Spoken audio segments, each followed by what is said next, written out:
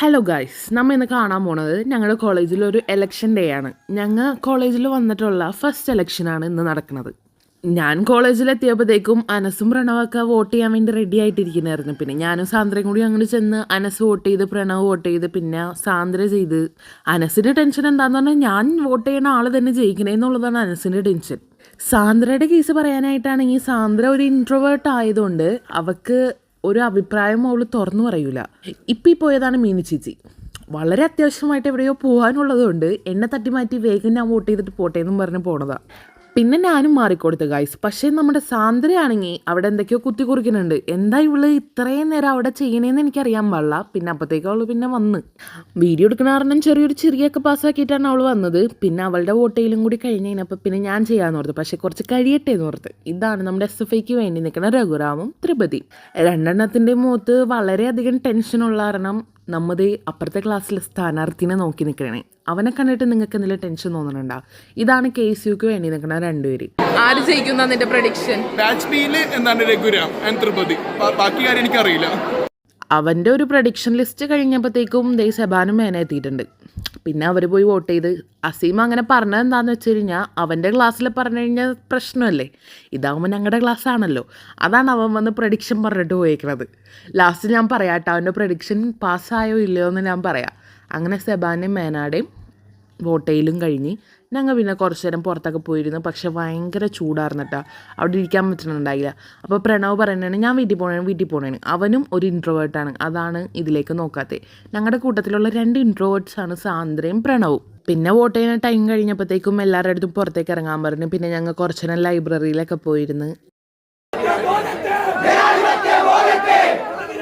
പിന്നെ ഞങ്ങൾ SFI ജയിച്ച സന്തോഷത്തിൽ ഞങ്ങൾ നേരെ മന്തി കഴിക്കാൻ പോകാമെന്ന് വിചാരിച്ച് ഞങ്ങളുടെ കോളേജിൻ്റെ അടുത്ത് തന്നെയുള്ളൊരു മന്തി ഷോപ്പിൽ എല്ലാവരും നല്ല കട്ട വെയിറ്റിംഗ് ആണ് മന്തി വരാനായിട്ട്. അപ്പോഴത്തേക്കും നമ്മുടെ ചേച്ചി കൊണ്ടുവന്ന് വെള്ളമൊക്കെ തന്നു. അപ്പോഴത്തേക്കും ഇവരുടെ കൂടെ പഠിച്ച ഹൃദീഷ് വിളിക്കുന്നുണ്ടായി. പിന്നെ അവൻ്റെ അടുത്ത് കുറച്ചൊരു സംസാരിച്ച്. പിന്നെ പ്ലേറ്റ് വന്നു, കുക്കുംബർ സാലഡ് വന്നു, പിന്നെ ചട്നി വന്നു, മയോണൈസ് വന്നു. മന്തി വന്നവരെ അപ്പം എല്ലാവരും കുക്കുംബറും മയോണൈസൊക്കെ കൂട്ടി കഴിച്ചുകൊണ്ടിരിക്കുന്നതാണ്. മന്തിക്ക് കുറച്ച് സമയം എടുക്കുമെന്ന് പറഞ്ഞു. അപ്പം പിന്നെ ഇത് കഴിച്ചല്ലേ പറ്റുള്ളൂ. അപ്പം ഇത് കഴിച്ചുകൊണ്ടിരിക്കണതാണ് നിങ്ങൾ കണ്ടുകൊണ്ടിരിക്കുന്നത്. പക്ഷെ അനസാ സൈഡിൽ ഇപ്പം വന്ന മയണൈസ് അവൻ്റെ പ്ലേറ്റിലേക്ക് കമത്തിയിട്ടേക്കാണ്. അവന് ചോറ് വരുമ്പോൾ സമയം കിട്ടൂല എന്നും പറഞ്ഞിട്ട്. ഇത് കണ്ട ഒരു പുഴ പോലെ. അപ്പം അങ്ങനെ പാടില്ലല്ല. അപ്പം ബാക്കി എല്ലാവരും കൂടി അതിൽ നിന്ന് വാരി എടുക്കണേണ്. അപ്പം അവൻ പറയണേണ് വേണ്ട വാരിലേക്ക് ചോറ് വരുമ്പോൾ തിന്നാനുള്ളതാണെന്ന്. അപ്പം ആദ്യം ഇവിടെ ചിക്കനാണ് വന്നത്. ഞങ്ങൾ നോർമൽ ഷവായും പറഞ്ഞ് മസാല ഷവായും പറഞ്ഞ് അങ്ങനെ രണ്ടും വന്ന്. പിന്നെ ഇത് വന്ന് കഴിഞ്ഞ് പിന്നെയാണ് ചോറ് വന്നത്. അപ്പം പിന്നെ എല്ലാവരും ചിക്കൻ ആദ്യം സെപ്പറേറ്റ് ആക്കി വെച്ച് കഴിഞ്ഞ് പിന്നെയാണ് നമ്മുടെ ചോറ് ഇപ്പം തന്നെ വരും കേട്ടോ. അപ്പോഴത്തേക്കും ചോറെത്തി. എല്ലാവർക്കും വളരെയധികം വിശപ്പ് കുറവുള്ളതുകൊണ്ടായിരിക്കണം എല്ലാവരും ഭയങ്കര ധൃതിയിലാണ് ചോറെടുക്കുന്നത്. പിന്നെ എനിക്ക് മേന ചോറൊക്കെ ഇട്ടെന്ന്. ഞങ്ങൾ ഫുള്ളും ഒരു ഹാഫും പറഞ്ഞ കാരണം 2 സെക്ഷനായിട്ടാണ് റൈസ് വന്നിരുന്നത്. പക്ഷെ അതിൻ്റെ ആവശ്യം ഉണ്ടായിരുന്നില്ല കേട്ടോ. ഇതിൽ ഒരു റൈസിൻ്റെ പോർഷൻ മതിയായിരുന്നു. പക്ഷെ ഇതധികമായിരുന്നു.